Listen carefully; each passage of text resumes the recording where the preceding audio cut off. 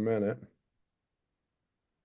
So I'm just going to record to the computer. For friends that are on listening, it's not meant to record oops. So if we have anything that we want to delete out before I go to post this on YouTube, we'll take care of that before it gets posted. So it's not a live to post video. I'll just record to my computer. I will go ahead, pull up my deck here. And I think if I switch to presentation mode, that should work for you fine folks. So Sal, you guys have got, you're seeing my... Yes, we're seeing yours. You got my screen, everything looks good from your standpoint? All right. Well, if that is okay with folks, then I'm going to go ahead and get started. Hi, everyone. My name is Dan Other, and I'm really excited to be here with you giving a webinar for the Engineering Public Policy Division of the American Society for Engineering Education. Today's webinar is entitled Influencing Policy Through Engineers Authoring Op-Eds. I have my slides posted as JPEGs to my LinkedIn profile as well as my X profile. If you'd like copies of the slides, let me know. Happy to share them. I'm the immediate past chair of our division.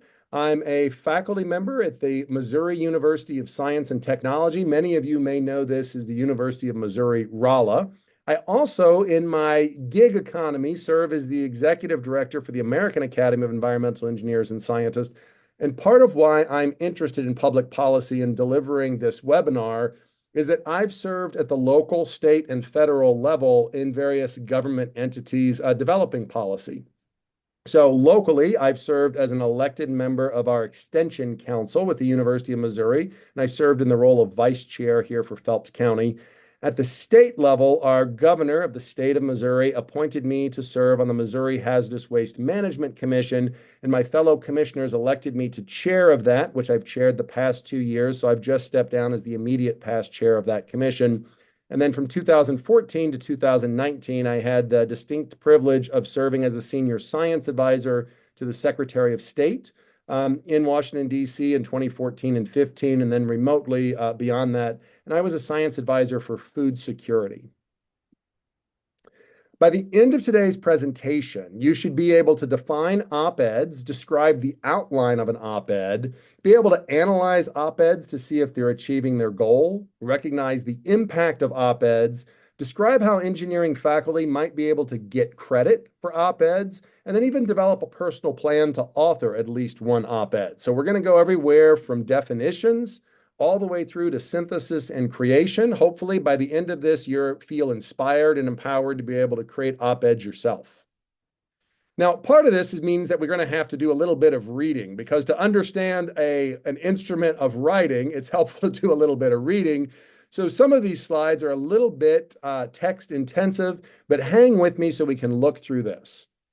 So in terms of an abstract, the question is, do we know how do we get opinions placed in premier outlets like the New York Times, the Washington Post, the Wall Street Journal? Well, I've never accomplished it to that level, but I have been able to get things published in my own home and state newspaper, as well as at the national and international level through organizations I work with. An op-ed is an abbreviation for an opinion editorial. According to Wikipedia, the source of all good information, a short newspaper column that represents a writer's strong, informed, and focused opinion on an issue of relevance to a targeted audience. And I think these are the key words. It's got to be strong and informed. It needs to be focused, and it needs to be targeted. Now, interestingly, the Engineering and Public Policy Division of ASEE is actually one of the largest divisions, but it's mostly a secondary division for many people. And I think it's because we all have an interest in policy as engineering educators. We're just not quite sure exactly how do we engage in it. So if we're not sure how to do an op-ed, or we're not sure of how to influence policy, my advice, just forge ahead. Do it in a way that's strong, informed, focused, and targeted. Leverage some of the advice that I'm going to share with you today. And so this webinar is really a non-expert, a person who's learned this by trial and fire approach. And there's material you can look at online, my slides, this presentation to hopefully help you. So how did I personally get started? Well, over here on the left, I've been working for almost 2 decades to help people in disadvantaged communities get access to basic services. I'm an environmental engineer by training. That means that I help people get access to water and food and sanitation. I'm really focused on kind of the basic services, and I do a lot of this work with my students. And in 2016, I got recognized by our American Academy of Environmental Engineers and Scientists for my work to help people in Guatemala have access to clean drinking water. Now, you'll notice me in the blue shirt in this picture. I'm standing with one of my graduate students next to me on my right. And you'll notice these are full-grown Guatemalan adults standing around us. Now, I'm a fairly tall person at 6'2", but Guatemalans are a little bit on the stunted side, and part of this has to do with a lack of access to nutritious food when they're growing up and a lack of access to clean water. Now, as an engineer, I was interested in helping people in Guatemala get access to water, but I learned a lot from watching nurses. Now, for anyone who's paying attention to the US presidential election this cycle, or who've been paying attention to issues in the US for the last decade, you know that there's an awful lot of people that walk to the US southern border. And then the question is, what do we do with them? Do we let them come into the US? Do we keep them out? How do we manage that? Now, as an engineer, my slides on the left, it was about me helping people get access to resources to live where they were in Guatemala. But eventually, some people will walk north. They'll end up at the US southern border. And when they get there, how they're dealt with and how they're treated, that's an issue that nurses have been working on. And so I'm going to share with you an op-ed or an editorial opinion piece coming from a group of nurses, which happens to include my wife, for full disclosure. That's Sarah Oather on that list. But the op-ed that was looking at the issue of toxic stress when you separate children from their parents. And let's read this op-ed together so we can understand what the purpose of an op-ed is, how op-eds can be powerful. It's been said that you can always count on Americans to do the right thing after they've tried everything else. We can't think of a better example than the Trump administration's policy to forcibly remove children from parents caught trying to enter the U.S. illegally as they are seeking asylum from violence, presumably to deter people from entering the country illegally. Their children, including babies and toddlers, are then labeled as unaccompanied alien children, a phrase never intended to be applied to children who could not yet walk, and then they're placed in the custody of the Office of Refugee Resettlement. They are then transferred to live with people they do not know, sometimes thousands of miles away from their parents, and with their parents not even knowing where their children are being taken. Previously, most children had been allowed to stay with their parents in shelters for families while they waited for deportation. But Attorney General Jeff Sessions has stated that this policy is intentional. It's designed to deter border crossings. And although the total number of families affected by this unethical treatment of children is unclear, the Department of Homeland Security recently confirmed that from April through May of this year, and that was 2018, nearly 2,000 children were separated from their families by the U.S. Border Patrol. As a country, we have entered a new low in the handling of these tired masses yearning to be free. Many of these families are fleeing trauma and violence in their home countries, only to be faced with new trauma we have inflicted through forcible separation. The impact of these traumas on young children and their developing brains is real. Trauma is different from the typical stressors children experience in their normal daily life. Those are healthy stresses from which children learn and grow. This trauma, the trauma of being forcibly separated from a parent by strangers and then transported to a stranger's, other location for a prolonged period of time, is fundamentally different. This kind of trauma overwhelms the body. It causes feelings of terror and helplessness. Stress hormones flood the body. And without the nurturance and calming support of a caring adult who's known to the child, these traumas can alter the structure of the developing brain. Long term, we know that toxic levels of stress can affect other organ systems, leading to long-term adverse health outcomes like mental illness, substance abuse, cardiovascular disease, and even premature death. The scientific research surrounding toxic stress encourages us to rethink aspects of the criminal justice system. Children should not be used to punish families. Government organizations such as SAMHSA and CDC have crafted clinical guidelines to address toxic stress. And nurses can and must use these guidelines to permanently shift this culture of punishment, which is clearly unhealthy, to a culture of humanitarianism that promotes health. Last week, the National Association of Pediatric Nurse Practitioners issued statements opposing the policy of separating children from their parents caught entering the U.S. illegally. Count on the nurses to do the right thing. Other organizations, too, notably the American Academy of Pediatrics and the American Public Health Association, have strongly opposed the horrific policy of separating children from their parents. We must make our voices heard in this humanitarian crisis. This is not how we believe America, the land of immigrants, should welcome those who are hungry, needy, or escaping violence. As nurses, we are outraged. Our country has chosen to not do the right thing. What is the right thing? It starts with keeping the family together and including the best interest of the child as a federal policy. Like I said, this was an op-ed edited by my wife, Sarah Oather, but with some additional nurses, Deborah Gross, who's at Johns Hopkins University, and Ellen Olanchky, who is a professor and chair of nursing at the School of Social Work at the University of California. Now, what happened to this op-ed? Well, this was published in The Hill as a blog entry, and in June of 2018, a group of U.S. senators, which included one of our current candidates for president of the United States at that time, Senator Kamala Harris, wrote a letter from Congress to the president, specifically asking the Trump administration to stop separating children from parents at the border.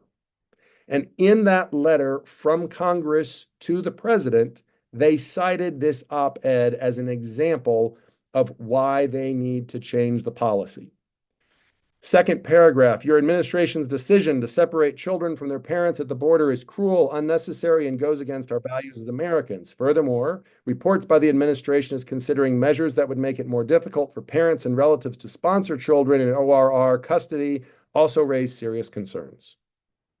Many of the children and families arriving on our southwest border have escaped horrific violence and persecution in their home countries. The decision to use this separation tactic as a deterrent is not only frighteningly callous, but demonstrates willful ignorance of the violence and unbelievable circumstances many families are risking their lives to escape. And now here's where it ties into the op-ed. Separating a child from his or her parent has lasting, harmful, traumatizing impacts. These separations have been shown to increase anxiety and depression among children that have already experienced significant trauma in their home countries and along their journey. Clearly, politicians from the Senate wrote to politicians in the executive to argue for how we're dealing with, whether you want to call them immigrants, whether you want to call them asylum seekers, whether you want to call them illegal aliens, whatever name you want to apply. The discussion here was nurses stepping up and doing what they thought was appropriate to protect children who were being separated from their parents. Now, nurses were involved in this because they had been trained in something called the Op-Ed Project. The Op-Ed Project is a program that's located originally in Chicago, working with the journalism school at Northwestern University, and has spread beyond that. And I'd like to switch my share and show you a brief video from the Op-Ed Project. I think it's a fantastic kind of example of hearing the voice of people who are involved in writing and sharing op-eds. So let's listen to the Op-Ed Project. The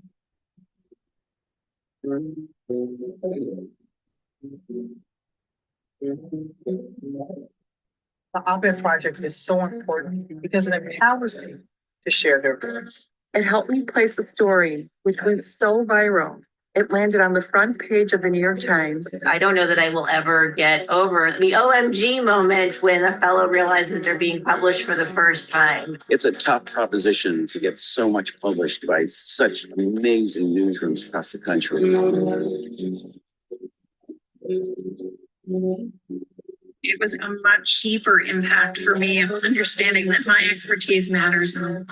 Had I not had this experience, I wouldn't have known when it was counted. You also learn to say things Learned whose stories are missing from the narrative, and it inspired me to build an online platform so that more people's stories could be shared. I really realized how effective these virtual rooms could be. That connection, that emotion, that community was sustained on Zoom was really amazing. Fellowships may end, but their transformation does not. There is something so purposeful and thrilling about being in a room full of people who hold there because they care. It's been inspiring to see how compassionate they are.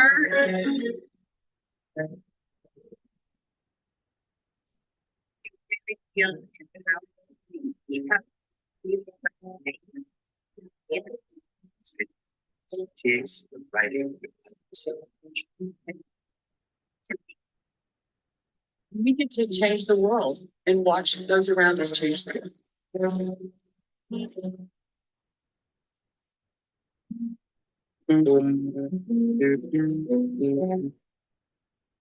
Yeah, let me go back and share back to my slide deck. Now, that particular topic was what I would characterize as somewhat political in nature, right? So it's policy, but there also was a pretty strong political component too. And that doesn't mean that op-eds only are around politics, although sometimes they can be. In the case of nurses, I want to share with you a couple of pieces of information that you may not be aware of as engineering educators. In the Code of Ethics for Nursing, just like we have a code of ethics for engineering, the Code of Ethics from Nursing from the American Nursing Association begins with three important provisions. The first is that the nurse practices with compassion and respect for the inherent dignity, worth, and unique attribute of every person. Provision 2, the nurse's primary commitment is to the patient, the individual, family, group, community, or population. And in those aspects, it would be very similar to engineering. We protect the public health, safety, and welfare. But provision 3 is one that's unique to nursing in some ways. The purpose of nursing, the nurse promotes, advocates for, and protects the rights, health, and safety of the patient.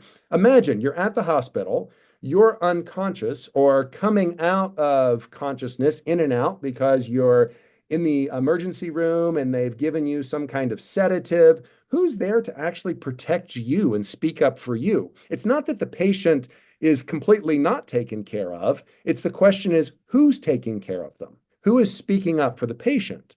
Well, in the healthcare setting, that's the role of the nurse.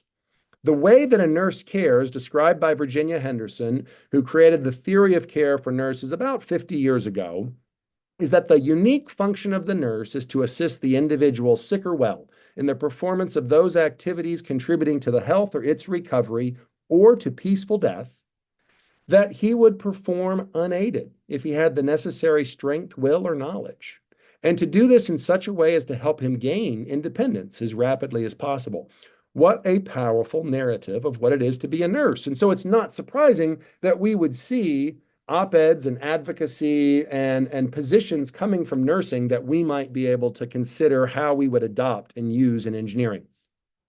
Now, I'm sure you're looking at this and you're saying, yeah, Dan, that's a great suggestion, but I'm an engineer. Well, friends, I'm an engineer. Me too. And one of the things that I've done is use some of these tools to engage in listening and promoting policy in local communities. And so in 2023, I won the Best Paper Award in ASEE's Environmental Engineering Division because we had spent the prior 3 years, from 2020, 2021, and 2022, redesigning the food system here in our local Phelps County. And I know that as engineering educators, you're probably curious, what does it look like to work on a food system? How do students get engaged with that? And how does that play into the notion of op-eds and sharing opinions? Let me share a brief video that our extension service put together to be able to describe the work that we were doing with students.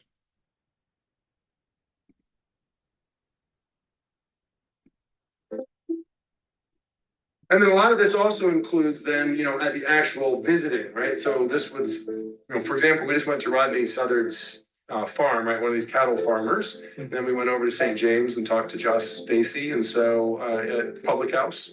And so, it was that. So engineering as a discipline is all about using design to solve problems. So we got to figure out what the problem is. And the best way to understand the problem is to talk to the people living through the problem. So stakeholder analysis or learning how to go out and talk to people in the community is step one to any good design. When Dan's environmental engineering students came out and we walked through the garden and they had a lot of questions and we talked about a lot of interesting things. And they did ask a lot of intelligent questions and they seemed like they were very interested. And I thought it was valuable for them and for me. I would say as an environmental engineer, it's important to look at food systems because not only is it an issue of the environment, it's also an issue of public health, welfare, and safety. We have to make sure that the food we're producing is safe, both in terms of bacteria and any potential contaminants to the food, and whether it's healthy and good for our citizens. Well, the food system in Phelps County is a complex web. So there's a lot of interactions between the different stakeholders, whether it's producers, processors, and obviously the consumer, and then on the back end as well, waste management and government. I think the biggest thing that I learned about the local food system was that the locally produced food is shipped out of the county rather than actually, processed here and then, served here to the communities. It's, shipped out, and then essentially a lot of the food that is here in the county is food that comes in from outside the county. Chefs, they do take steps to reduce waste. And I was kind of surprised by that, but they said it's all about the money. They don't want to overproduce and then have to throw food away because that's money that they're throwing away. Food insecurity is a mental state. It's not just about being hungry just for the weekend, but it's the continual nagging feeling that you're going to be hungry. It's not wanting to go home over the weekend knowing that you're not going to have any food. There are resources here for people to access food in Phelps County. And there is a stigma associated with accessing those resources. So over the past few years, one of the things the students have realized is okay to talk about being hungry, that food is systems, and that we kind of unearth and bring forward what are some of the impediments to people accessing the food that's here. That then puts us on the path to being able to solve those problems. Definitely, since COVID happened, there's huge supply chain issues and everyone's complaining about inflation. Well, I think the ways to fix that is to fix the food system and make food more accessible to everybody. Is what we're doing the right way to do it?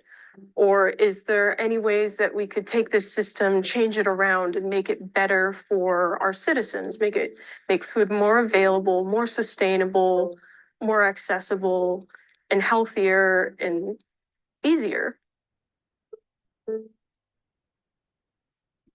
So hopefully that little brief video where we were interviewing engineers and engineering students helped you understand that actually we can move out of a political space and still be in a policy space and still offer opinions as experts in this policy space. And it's actually not surprising that that's the case. The Engineering Code of Ethics, this is the language from the National Society of Professional Engineers Code, which is very similar to the other disciplines' codes, is number one, to hold paramount the safety, health, and welfare of the public, right? So that's a no-brainer. We work in a way that promotes the public. Number two, though, is that we only work in areas where we're competent, right? I'm an environmental engineer. You don't want me designing something electrical. You don't want me designing your bridge, but to give you a clean glass of water, I'm a world expert in that. But interestingly, in our code of ethics for professional engineers, there's actually language about us being able to advocate, to be able to offer opinions. We are supposed to issue public statements only in an objective and truthful manner. In fact, the subtext is that we may express publicly technical opinions that are founded upon knowledge of the facts and competence in the subject matter. And importantly, don't issue any statements where you might have a paid interest or a conflict of interest, unless you've prefaced those comments by explicitly identifying the interested parties on whose behalf they're speaking. So Can you, as an engineer or engineering educator or trainer of future engineers, work in the space of op-eds and sharing technical opinions that are founded in fact and competence? Well, not only can you, but friends, I would actually argue that we should. So I've been trying to do this for a number of years. These are some op-eds that I have placed in our local Phelps County focused newspaper. Missouri has 114 counties. We're a state of about 6 million people. Phelps County is one of those 114 counties. We have about 40,000 people in Phelps County. So this newspaper is being read by a fraction of those 40,000. So this is hardly me making, a national splash, but this is me doing something local that's in this space. And I just share with you the headlines, the titles of some of these op-eds. I talked about the importance of investing money in cleaning up hazardous waste. I talked about the importance of celebrating engineers. And most people don't realize that we celebrate National Engineers Week associated with Washington's birthday, because as a surveyor, we kind of hold him up as an engineer. I talked about in environmental engineering, celebrating events like World Water Day, or talking about the importance of how it's that we care for the earth on Earth Day. I talked about celebrating professionals responsible for water. And then I got into some other spaces, right? Like as an engineer, as an environmental engineer, I'm interested in things like access to water and sanitation, but actually I'm also interested in the infrastructure that helps support people. Like, for example, we have a large opioid epidemic in Missouri. And if a woman comes forward while she's pregnant to seek treatment for opioid addiction, she might having herself end up in jail or having her baby taken away from her. So there's a disincentive to show up and seek treatment because the criminal system is set up to kind of penalize somebody who has an addiction. And so I actually think part of the environment that needs to be created to deal with people addicted to illicit substances is that we have a safe space for them to be able to come forward and get treatment for their addiction, even while they're pregnant or parenting a young child. I encourage Missourians to weigh in on federal regulations, and then I'm sharing my opinion that I think environmental engineering is all about science, technology, engineering, and math, plus caring or STEMpathy. Now, one of the op-eds that I wrote that appeared in a statewide paper, the St. Louis Post-Dispatch, was in my role as the chair of the Missouri Hazardous Waste Commission. I encouraged Missourians to understand PFAS, the forever chemicals that the EPA is regulating these days.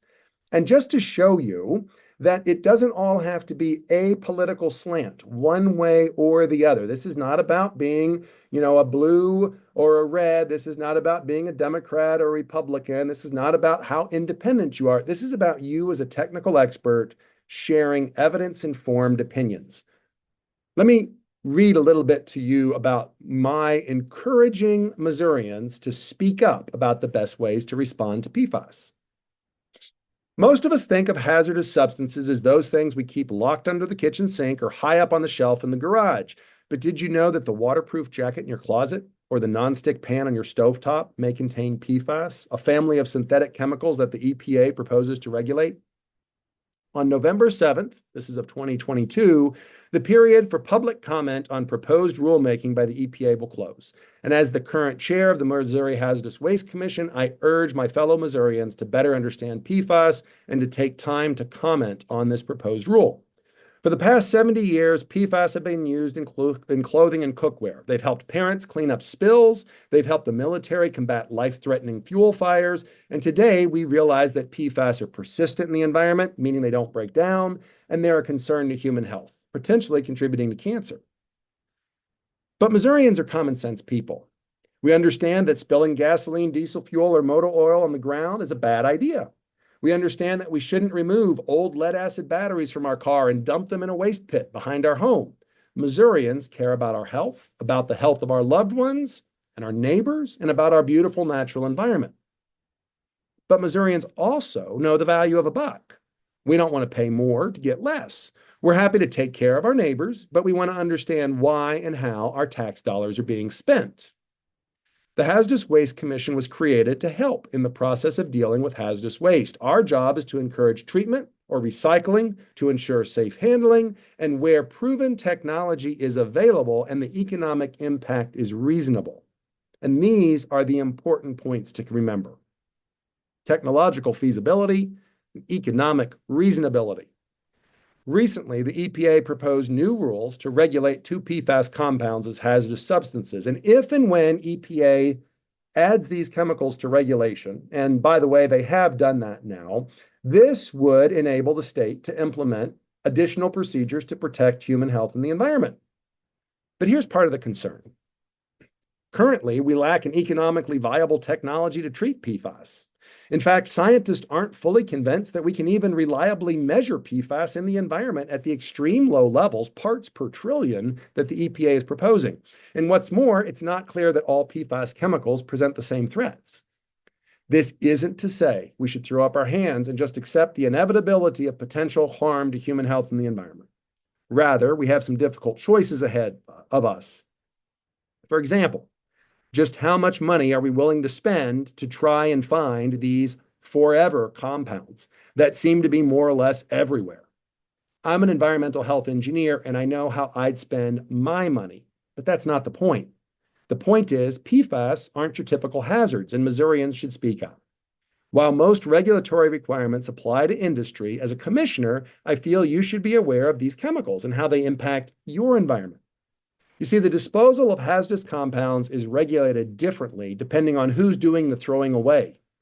A hazardous waste receives certain exemptions. A household receives certain exemptions which allow for cost-effective disposal of small quantities in a landfill or a waste drop-off center.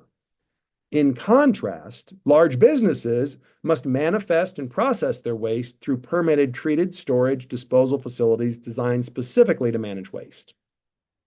While some Missourians may be generally familiar with hazardous waste, fewer may understand how those wastes are regulated and the requirements for proper disposal. For emerging contaminants like PFAS, the science that drives federal regulation on proper management and disposal is still being developed. To learn more about PFAS, the Missouri Department of Natural Resources has freely available materials. You see, I was relying on how to write an op-ed as put together by the American Association for the Advancement of Science, or AAAS. AAAS has a specific division, a specific area within AAAS that is entitled Public Engagement. AAAS specifically helps its members, who are both scientists and engineers, who are researchers and educators, be able to engage the public to promote evidence, to promote science. And in particular, AAAS has details of how to write an op-ed. Those are shown here on the right. It's important that you consider the goal, that you make one major point, that you pay attention to the word limits, that you include your contact information, that you respond promptly when a newspaper says, we'd like to publish this, but here's what we need to change or adjust, and that you do submit to local newspapers. I'm in Phelps County, Missouri. Trying to publish in the New York Times or the Wall Street Journal may not make the most sense for me, but publishing in the Phelps County Focus or the St. Louis Post-Dispatch probably makes sense. You'll notice some things here in this list. Be focused, be targeted, stay in the word limit, make a single point. What do these word limits even look like? You'll notice here 250 to 750 words. They're relatively short documents, and the ones that I've read, I hope you've picked up, are relatively short documents. Here's some additional advice. My wife, Sarah Other, who's a nurse, has spent a lot of time researching or engaging in policy and op-eds, and she's got some rules that she puts together when she's writing an op-ed. She always starts with something that's around the background, some statement of the issue and the problem, kind of 2 to 3 sentences. She always makes sure that she describes the problem in a way that people can understand. What's the scope? What's the explanation? She highlights responses and policy options. What's been done so far? What can be done? What is the pending regulation? She always shares her position, the rationale and interest behind it. Why am I making my argument? And then she gives concrete recommendations. Let's take Sarah's op-ed format and apply it to an op-ed that I recently wrote that looked at an East Palestine-like spill could happen in Missouri, and we must be ready for it. A couple of years ago, a rail car tipped over in Palestine, Ohio, spilled material out in the neighborhood, caused a big fire. There's been cleanup about it for years. People are still arguing over it. And as a hazardous waste commissioner, I was trying to raise the issue to Missourians that this could happen here in Missouri. It's been 4 months since 38 cars of the Norfolk Southern Freight Train derailed in East Palestine, Ohio, resulting in a controlled detonation of vinyl chloride. As the chair of the Hazardous Waste Commission, my question is, could this happen in Missouri, and are we ready? Yes. Major train derailments have occurred in Missouri, including an Amtrak passenger train that struck a dump truck in a crossing in 2022. Yes, Missouri has people, plans, and equipment in place to prepare for, respond to, and recover from spills.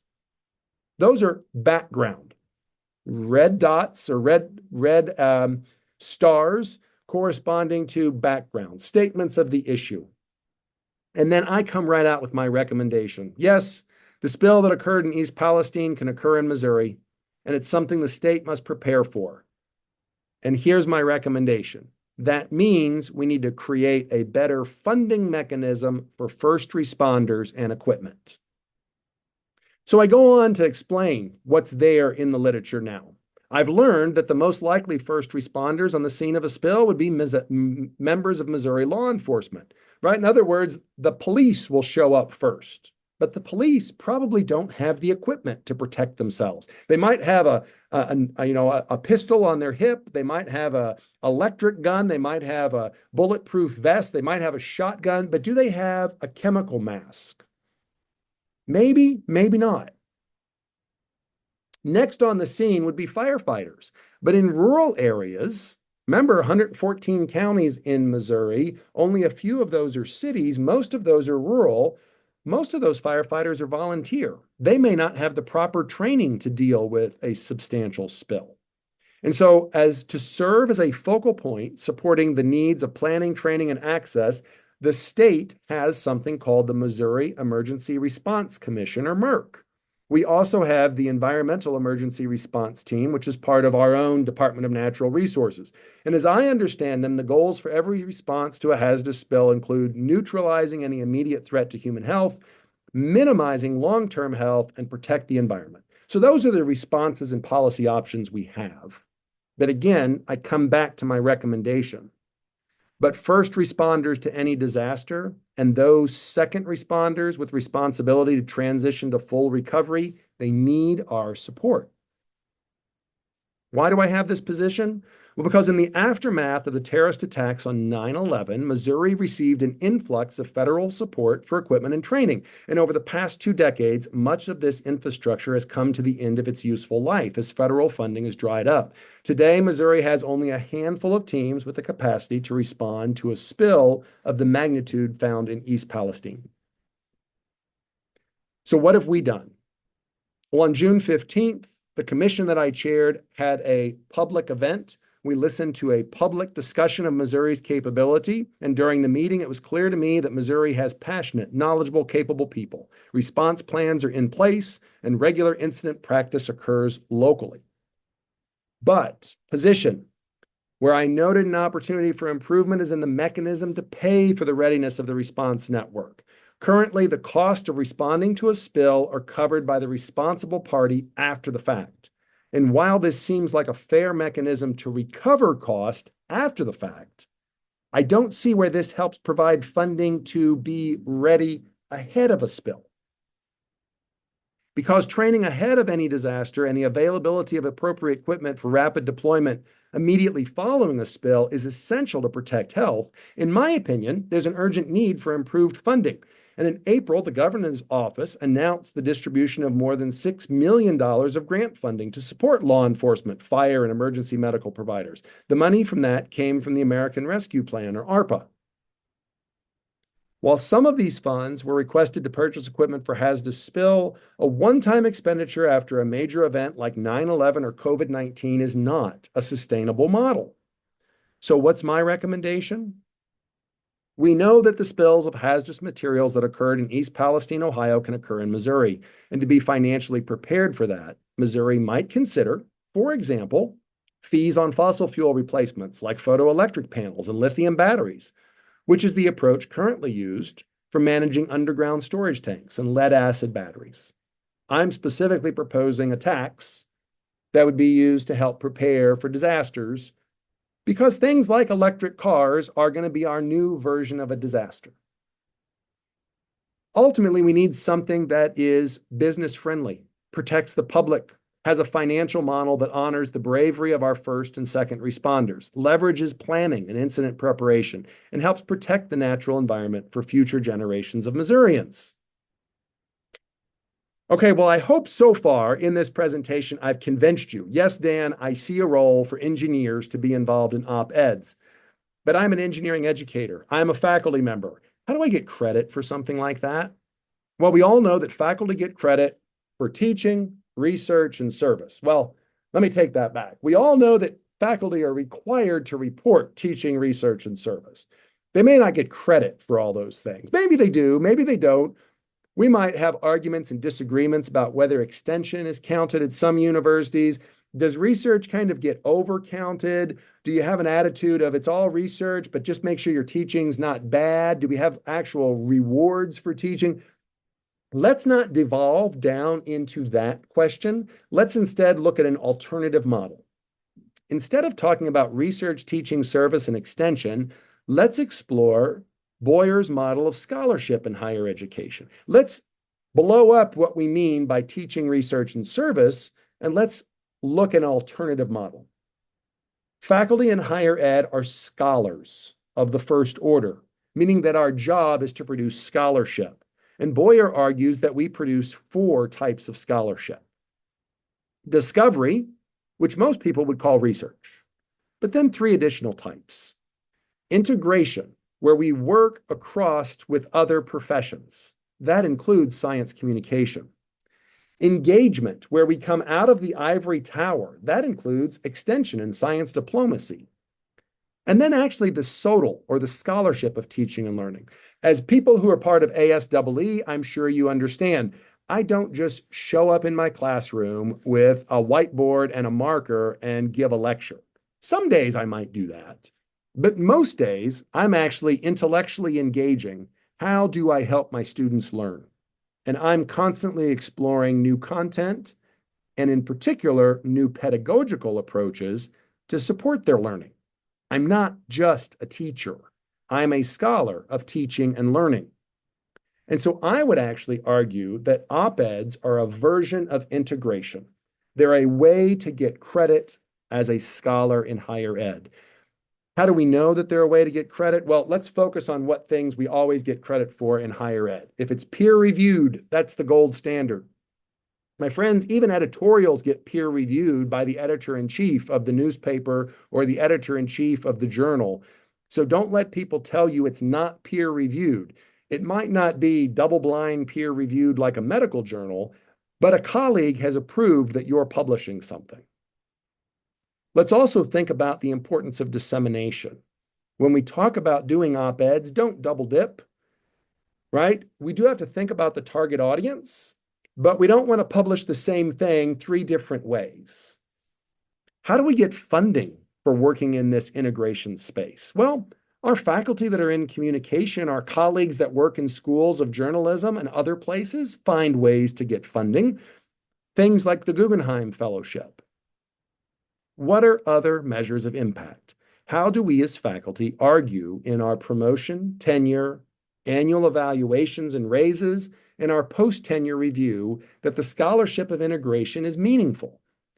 When I'm giving my advice to tenure track faculty who are not yet tenured, I tell them the most important thing is to pay attention to what your department chair and your campus tenure committee are telling you counts, because that's what's going to count. Once somebody has received tenure or they're not on a tenure track, then I'm much more encouraging them to explore the scholarship of integration. So I personally believe very strongly in it, but my advice to faculty pursuing tenure is find out what locally is acceptable. And if you can find a way to put collaboration into your program, yeah, I think that's fantastic. Now, for myself, and I'm not saying I'm the perfect example, I'm saying I'm an example. If you go look me up on Scopus, you'll see that over the last 20 years, I published 160 articles that appear in Scopus. In this is the x-axis is time, and the y-axis is number of citations or number of publications. And then I grabbed the brief that shows you where they're published. And you'll notice that I publish in environmental science and engineering. I publish in medical and nursing journals. But you'll notice I have 63 papers that are in conferences. That includes ASEE. I have 61 papers that are articles. Those are what you would think of as your classic research papers. I have 16 editorials, 13 reviews, 4 notes. So I have published across a wide range of subject matter areas, as well as a wide range of kinds of papers. And I would say I have a modest publication and modest citation rate. I'm not one of these people that's competing at the top end for numbers of publications or numbers of citations, but I would say that I have a reasonable portfolio of publishing. But I've been intentional with it.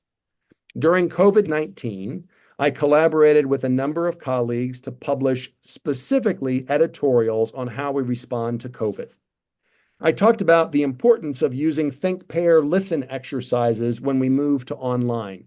And I talked about the difficulty of educating the heart, the affective domain, when you're teaching online. I worked together with some nurses to collaborate on the importance of risk communication, the hygiene of masks, centering individual people, and then thinking about science diplomacy as ways to deal with COVID. The reason why I used editorials during that time is because editorials are a very quick way to publish, and editorials are often available for free, meaning that no matter what journal you publish in, pretty much everybody can read it as open source. Now remember, editorials are maybe only about 1,000 words. They're still reviewed by the editor-in-chief or the editorial board, so it's not like you can publish anything you want.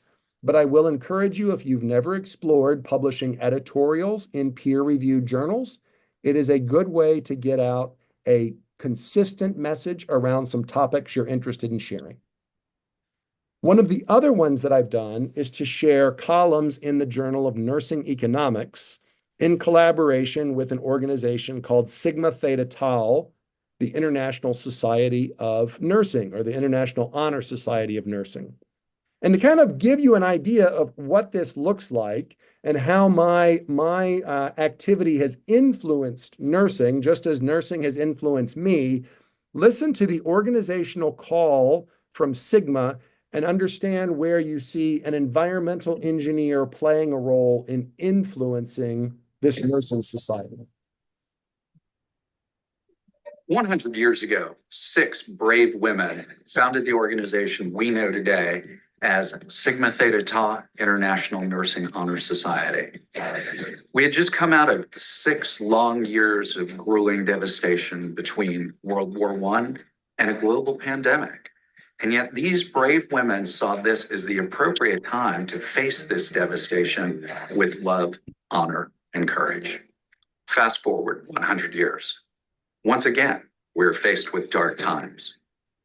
We're emerging from a global pandemic, and the nursing shortage that's been predicted has become more than real. The pandemic has highlighted inequities and our broken healthcare systems. It's time to step outside of our profession and begin to work with other professions and societal leaders to achieve our goals as a profession so that we can better serve our populations and be better stewards of our planet. So we, the board of directors of Sigma, call on you, our members, to be bold. The way I see it, we need to be bold in 3 domains: economics, technology, and conservation. And I'll pause there. Economics, Ken and I wrote a column series on nursing economics, mine view coming from engineering economics, his coming from nursing economics. Obviously, as an engineer, I am steeped in technology. And as an environmental engineer, I have a strong footprint in the area of conservation.